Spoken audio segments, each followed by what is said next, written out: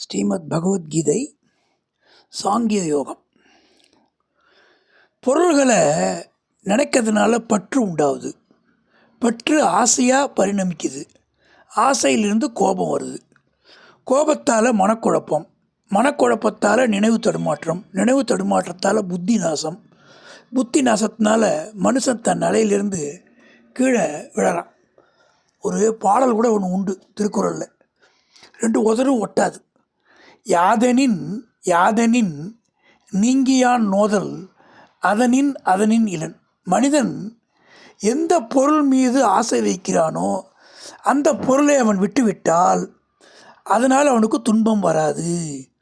அப்போ ஒரு மனுஷனுக்கு பிடிச்சதை விட்டுட்டாலே துன்பம் வராது. ஒரு தடவை ராமகிருஷ்ண பரமஹம்சரை பார்க்கறதுக்கு ஒரு அம்மா வந்திருந்தாங்க.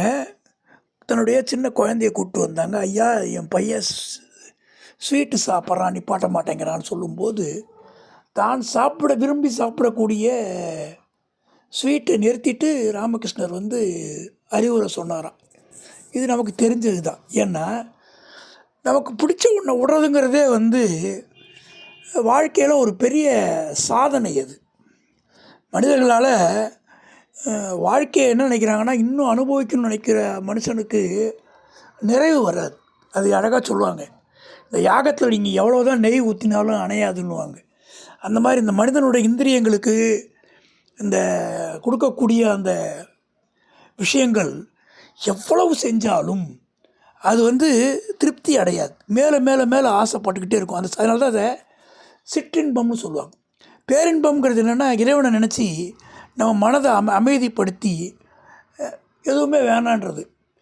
ஒரு அலெக்சாண்டர் இந்தியா பயணம் முடித்து திரும்பி போகும்போது அவங்க குருநாதர் சொன்னார்னு ஒரு சாமியாரை கூட்டு வர சொன்னார்னு சொல்லிட்டு காஷ்மீர்கிட்ட போகும்போது ஒரு சாமியாரை கூட்டு வர சொல்கிறான். சிஷியரை விட்டு அவன் சேனாதிபதி போய் ஒரு குளத்தில் குளிக்கிற சாமியாரை கூப்பிட்றான், வரமாட்டேங்கிறான்.